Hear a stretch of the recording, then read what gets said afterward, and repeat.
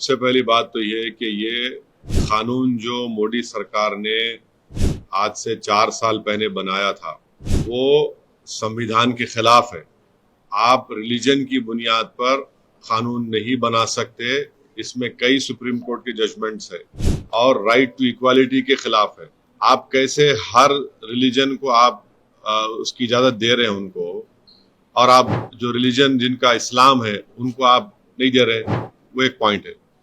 दूसरा ये है कि मैंने उस वक्त पार्लियामेंट में कहा था कि इसी तरह का एक कानून वाइट साउथ अफ्रीका ने बनाया था, तो महात्मा गांधी ने उस कानून को फाड़ दिया था।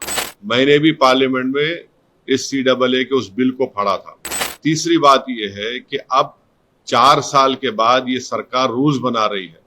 मैं देश को ये बताना चाह रहा हूं कि मैंने नहीं, मौजूदा अभी प्रेजेंट होम मिनिस्टर ने पार्लियामेंट में कहा था मेरा नाम लेकर के ओवैसी जी NPR भी आएगा, NRC भी आएगा। कई टीवी के इंटरव्यूज में उन्होंने बात कही थी। तो हम ये बताना चाह रहे हैं कि CAA एक्ट को सिर्फ आप CAA से मत देखिए, इसको आपको NPR से और NRC से जोड़कर देखना पड़ेगा। और जब वो होगा तो जाहिर है उसमें सबसे ज्यादा निशाना बनेंगे मुसलमान, दलित, आदिवासी और गरीब लोग। पांचवी बात यह है कि अब आसाम में सुप्रीम कोर्ट मॉनिटर्ड एक NRC हुआ, 19 लाख लोगों के नाम नहीं आए, जिसमें से लगभग 10 से 12 लाख हमारे हिंदू भाई बहनों के नाम नहीं आए। उनको अब हेमंत बिस्वा शर्मा ये बोल रहे हैं कि CAA कानून जब इंप्लीमेंट होगा तो उन सबको सिटीजनशिप मिल जाएगी, क्योंकि उनका रिलीजन उसमें इंक्लूड हो गया। अब उसमें 1 लाख से 1.5 लाख या 2 लाख करीब जो मुसलमान नाम है, उनको इसका फायदा नहीं मिलेगा। ये बताइए, ये नाइंसाफी नहीं है तो क्या है? हेमंत बिस्वा शर्मा ने कहा, बीजेपी के नेताओं ने कहा कि 19 लाख में जो 10 से 12 लाख जो हिंदू भाई बहन के नाम नहीं आए उनको मिल जाएगा, पूरा सिटीजनशिप मिल जाएगी उनको। अब आप बताइए नाइंसाफी नहीं है तो क्या है? छठी बात यह है कि भारत में सिर्फ 5% लोगों के पास पासपोर्ट है, ओनली 5% लोगों के पास पासपोर्ट है, रिमेनिंग लोगों के पासपोर्ट नहीं है। और फिर आधार कार्ड आप देख लिए, प्रूफ ऑफ सिटीजनशिप नहीं है, उसमें कुछ लिखा हुआ आधार कार्ड में। भारत में बर्थ रजिस्ट्रेशन 1959 तक मैंडेटरी नहीं था। 1996 में सिर्फ 50% इंडियंस के पास बर्थ सर्टिफिकेट्स था। तो जब NRC होगा, NPR होगा, तो उसमें बायोमेट्रिक एक्सरसाइज होंगी उसमें, और लोकल रजिस्ट्रार में लिस्ट लगाई जाएगी प्रमोद साहब की, असद साहब की। अब प्रसाद साहब जाके बोल सकेंगे असद साहब के डाउटफुल है, मैं डाउटफुल बन जाऊंगा।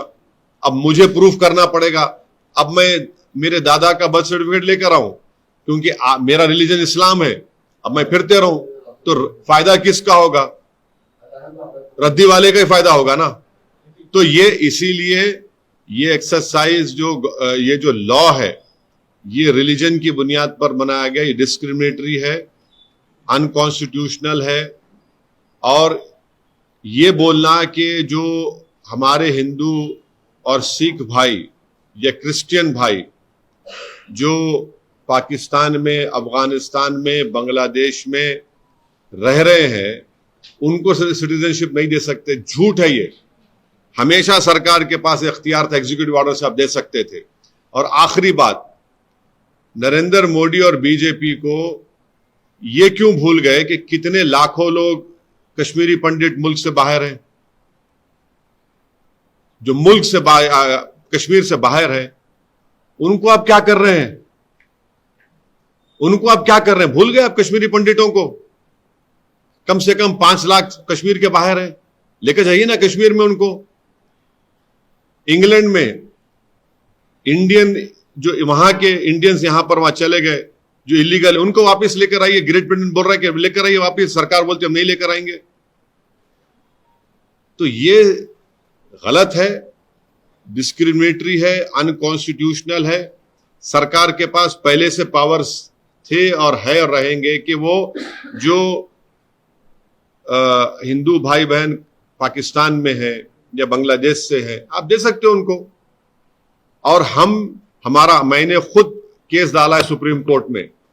हम लोग जब CAA का हियरिंग हुई थी, हमारे लॉयर जनाब निजाम पाशा साहब ने स्टे की मांग की थी, तो गवर्नमेंट ने कहा था कि अभी हम रूल्स नहीं बनाए। अब जब रूल्स बनाए तो हम सुप्रीम कोर्ट में डालेंगे और इसके ऊपर हम कोशिश करेंगे कि सुप्रीम कोर्ट में जाकर इसको उठाया जाए, इस मसले को।